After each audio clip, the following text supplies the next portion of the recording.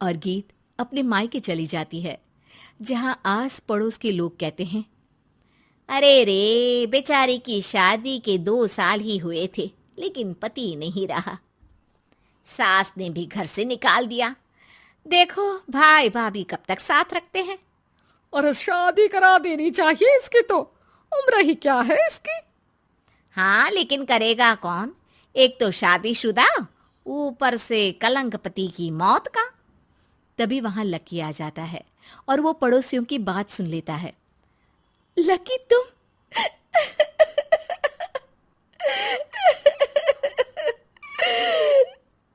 भाभी, ये जमाना आपको जीने नहीं देगा, लेकिन आप चिंता मत करना, मैं आपको आपके हिस्से की सारी खुशियां दूंगा।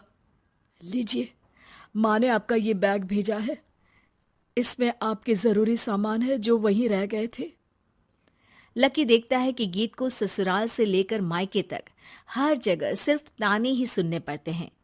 वो सीधे अपनी माँ के पास जाता है। माँ, एक बात सुनो, ये कहाँ का न्याय है? एक लड़की जो छोटी सी उम्र में अपना पति खो चुकी है, वो अब दुनिया के ताने भी झेल रही है। यार, ये तो गलत है ना माँ। हमें भाभी का सपोर्ट करना चाहिए।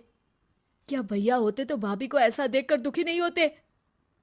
अरे देख लकी, ये समाज ऐसा ही है, और भैया होते तो गीत की ये हालत होती ही नहीं। बिना पति के औरत को तो ये सब झेलना ही पड़ता है।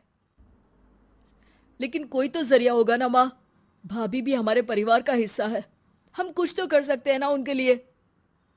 हिस्सा है नहीं, हिस्सा थी। और अब तू ज्यादा ना भाभी भाभी करना बंद कर दे, समझा? कुछ दिन ऐसे ही बीतते हैं और एक दिन लकी देखता है कि गीत उसके ही कॉलेज में पढ़ने आई है। अरे भाभी, आप यहाँ कॉलेज में कैसे? लकी, मैंने पढ़ने का निर्णय लिया है। शादी के कारण मेरी पढ़ाई को बीच में ही रोक दिया गया था, पर अब जब कुछ नहीं बचा तो मैंने सोचा पढ़ाई में ही मन लगाऊं। अरे, आपने बिल्कुल सही सोचा भाभी। किसी भी तरह की कोई भी जरूरत हो तो प्लीज बिना किसी हिचक के बताना, मैं हूं आपकी मदद के लिए। लेकिन कहते हैं ना, गीत की जिंदगी में सब कुछ बहुत दिनों के लिए ठीक नहीं रहा। और एक दिन क्लास में, अरे ये विधवा है, इसकी तो शादी हो चुकी है। क्या बात कर रहे हो? हमारे साथ तो बैठकर ऐसे पढ़ाई करती है जैसे बच्ची हो। अरे बच्ची नहीं, बहुत शातिर है ये। किसी को नहीं बताया कि ये शादीशुदा है, वरना हम इसे आंटी आंटी कहकर पुकारते ना। अरे अब तो पता चल गया ना आंटी जी। Aunty aunty. फिर क्या, सभी गीत को आंटी बोलकर चिढ़ाने लगते हैं। गीत को रोना आ जाता है और वो क्लास के बाहर जाकर रोने लगती है। सामने से लकी आ जाता है। अरे क्या हुआ भाभी, आप रो क्यों रही हैं? तभी पीछे से एक लड़की आ जाती है। हे हैंडसम, इस औरत से ना दूर रहना, इसके प्यार में मत पड़ जाना, क्योंकि ये शादीशुदा है। हमारे साथ झूठ बोलकर हम जैसी ही रह रही थी। हाँ, तो क्या गलत है? सही उम्र में तुम्हारे माता पिता तुम्हारी पढ़ाई छुड़वा देते तो आज तुम भी शादीशुदा ही होती ना। और इनका पति नहीं रहा, उसमें इनका क्या कसूर? अरे कोई अपने जीवन को नई शुरुआत दे रहा है तो तुम लोगों को क्यों मिर्ची लग रही है? अरे तुझे बड़ी दया आ रही है, कर लेना तू शादी। लकी तब तो कुछ नहीं बोलता, लेकिन ये बात उसके मन में घर कर जाती है।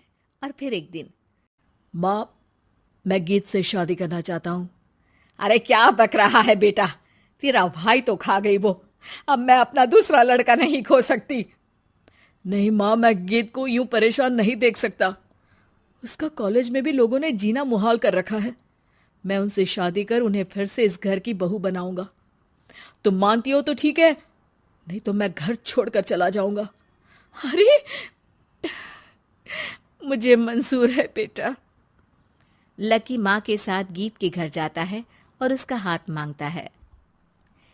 घर वाले मान जाते हैं।